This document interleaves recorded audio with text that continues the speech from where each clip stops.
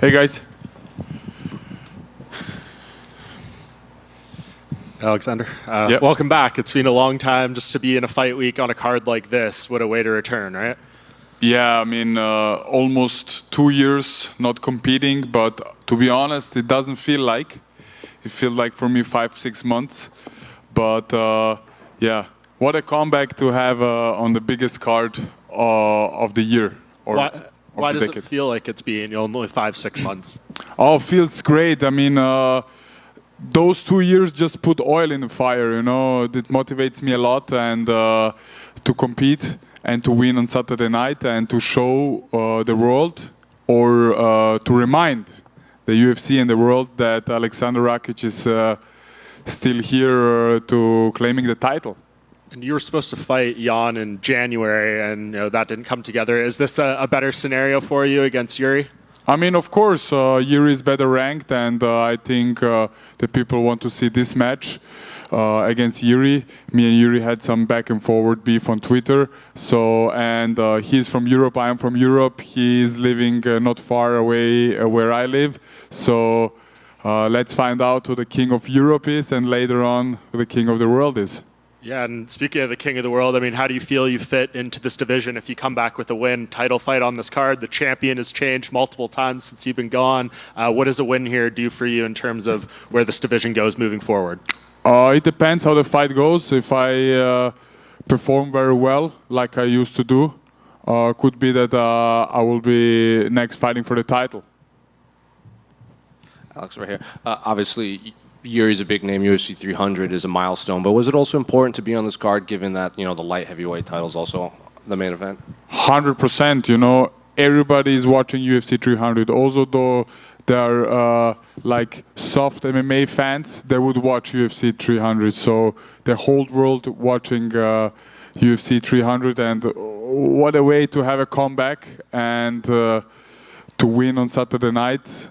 And to remind and to prove people wrong who are doubting on me.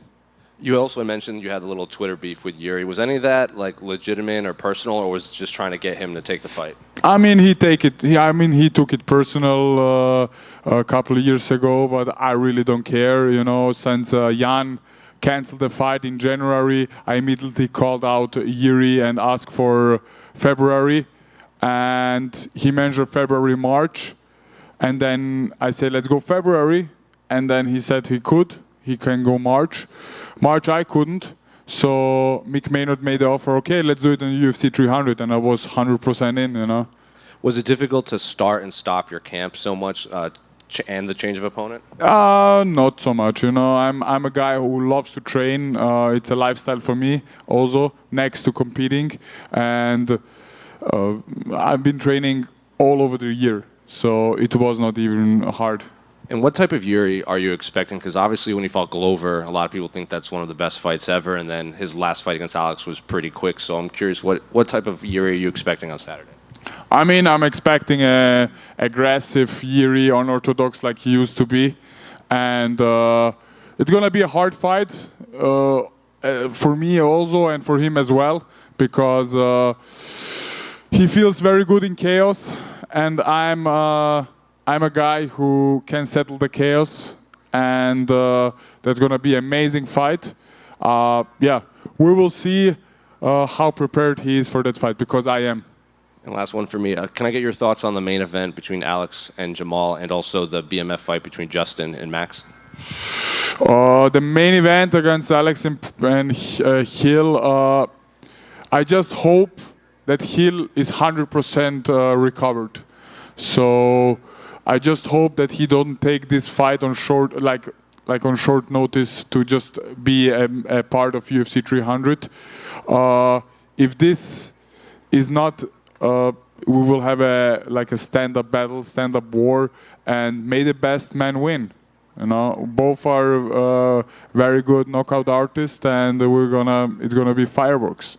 What do you think of the BMF fight between Justin? Oh man, this one is a banger. You know, I like Max. I love to watch his fights. I love also Justin. You know, the fights are excited. If I can choose a winner, I would say Max probably. Yeah.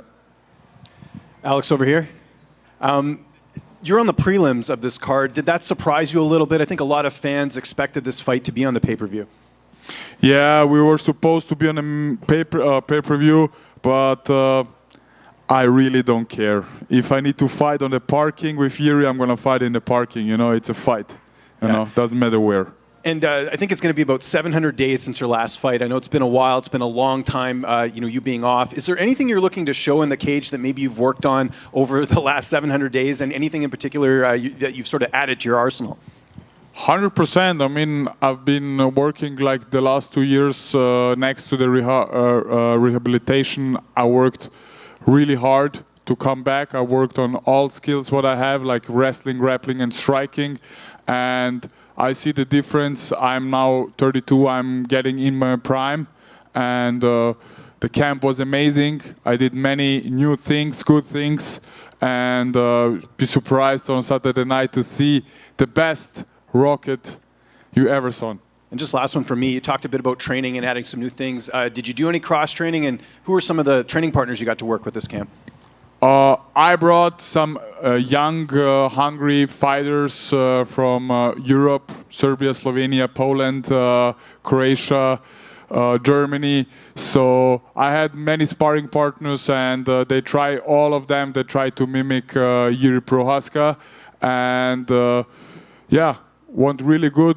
This camp was all about sparring, so we sparred a lot, and every sparring for me was a shark tank. So every round a new guy came in.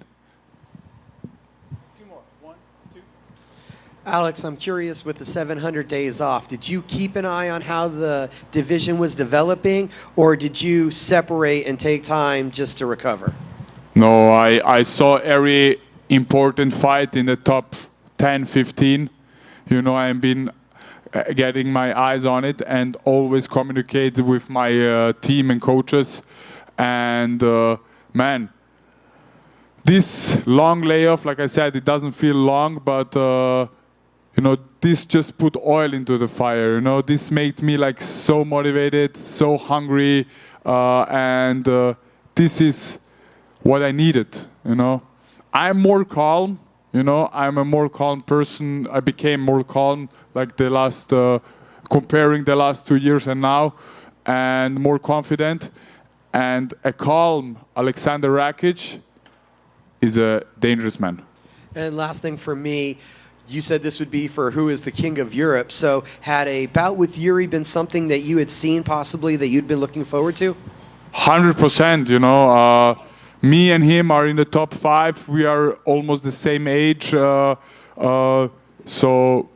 this fight need to be happened, you know. And the fans want to see it, especially the fans also from Europe, you know, to see who the king of Europe is. And then we claim the world. Or I claim the world, let's say. Rakic, just back here. I want to know, can you explain a little bit when you had said that Jiri is not a real samurai, and do you think that bothered him? Because it seemed to give the biggest reaction when he heard you had said that. Yeah, I said he's a fake samurai because, you know, you cannot become a samurai after just reading a book, you know, what his coach gave it to him. And live this spirit, you know. If you are a samurai, you need to live this for a long time and not for the last 2-3 years. So that's why I said he's a samurai, a fake samurai. Thank you, guys. See you.